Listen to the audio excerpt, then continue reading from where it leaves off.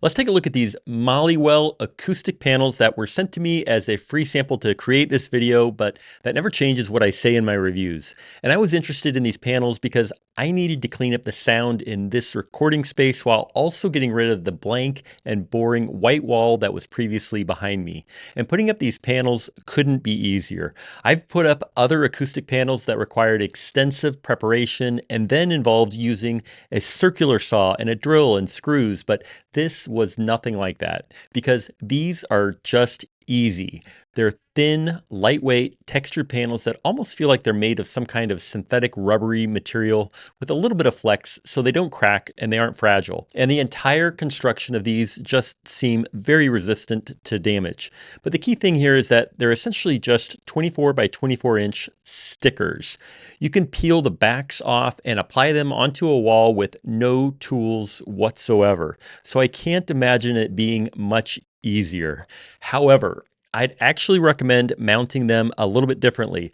And this isn't what the manufacturer will tell you, but maybe just trust me for a moment. First, despite my comment that you don't need tools, I would use a level to ensure that they go up straight.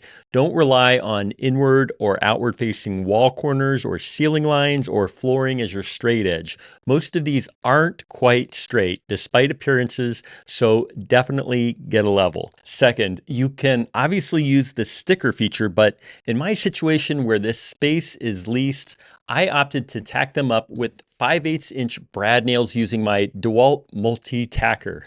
There are a lot of reasons to use these tiny brad nails. For example, the back of each brad nail is painted black so that you can't see them against the acoustic panel. And they're very short and thin, making a hole about as big as a pushpin would, but they're perfectly big enough to hold up these panels. They're also incredibly fast to use so that you can complete an entire wall in under 10 minutes. And by doing it this way, the walls will be protected from damage when these come down at the end of my lease. The adhesive won't take down paint and drywall when I remove them at lease end. Instead, when it comes time to remove, I can just pull the panel off undamaged. The wall behind will also be undamaged by the adhesive, and the brad nails will come out easily with just a pair of pliers. Their heads extend about 1/8 of an inch from the wall, so they're easy to pull out, and they just leave a tiny thumbtack-sized hole behind. And the panels I take down will still have their adhesive sticker backs still in place, ready to use on the next wall if that's what I decide. But overall, these panels have been terrific.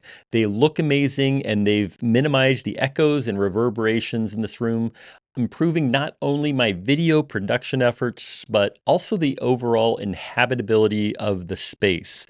Echoes and reverberations can have a profound effect on the inhabitability of a space, even when we aren't thinking about it.